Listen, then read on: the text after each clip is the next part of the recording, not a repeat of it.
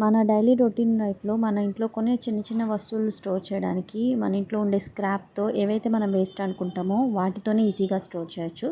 అవి ఎలాగో వీడియోలో చూద్దాం. Welcome to learn more.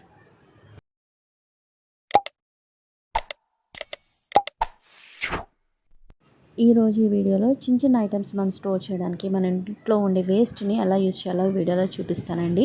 చిన్న చిన్న ఐడియాసే కానీ మనకి రెగ్యులర్గా మన డైలీ లైఫ్లో యూజ్ అవుతాయి అన్నమాట. సో నా దగ్గర అయితే ఇలాంటి ప్లాస్టిక్ గ్లాసెస్ ఉంటాయి.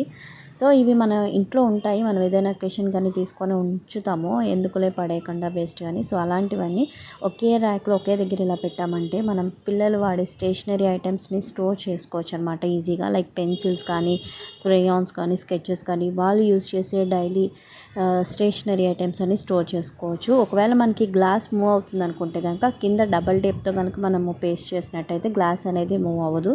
ఇవి డైలీ స్టేషనరీ ఐటమ్సే కాకుండా మనం రెగ్యులర్గా యూజ్ చేసే చిన్న చిన్న ఐటమ్స్ ఉంటాయి కదా, లైక్ బ్యాటరీస్ కానీ, మనకి ఇంట్లో మనం వాడే క్లిప్స్ కానీ అలాంటివన్నీ కూడా స్టోర్ చేయవచ్చు అనమాట. సో చాలా ఈజీ సింపుల్ ఐడియానండి. సో దీనివల్ల పెద్ద ఖర్చు ఏమి ఉండదు, మన ఇంట్లో ఉండే వేస్ట్ మెటీరియల్ యూస్ తప్ప.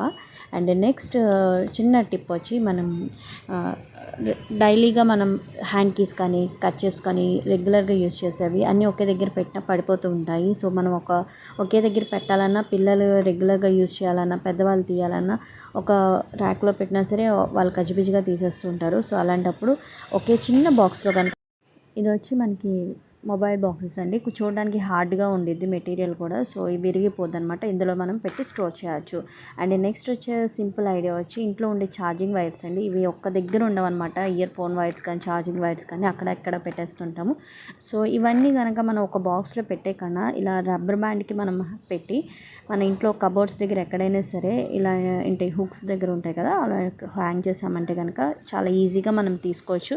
మళ్ళీ పెట్టడానికి కూడా చాలా ఈజీగా ఉండిద్ది. అండ్ నెక్స్ట్ వచ్చే సింపుల్ టిప్ వచ్చి జనరల్గా ఇంట్లో ల్యాప్టాప్స్ దగ్గర కానీ, లేకపోతే కంప్యూటర్స్ దగ్గర కానీ, టీవీ దగ్గర కానీ ఇలాంటి ఎక్కువ మనకి వైర్స్ అనేవి ఒకే దగ్గర ఉంటాయన్నమాట. సో అవన్నీ మనం లోపల పెట్టి దాయడానికి కూడా కష్టమే కబోర్డ్స్లో పెట్టి. సో అలాంటప్పుడు ఇలాంటి హ్యాంగింగ్ హుక్స్ ఉంటాయి. ఇవి మనకి ఏంటంటే ఎక్కడైనా హ్యాంగ్ చేసుకోవచ్చు అనమాట. ఈజీగా మనం స్టిక్ చేసుకోవచ్చు.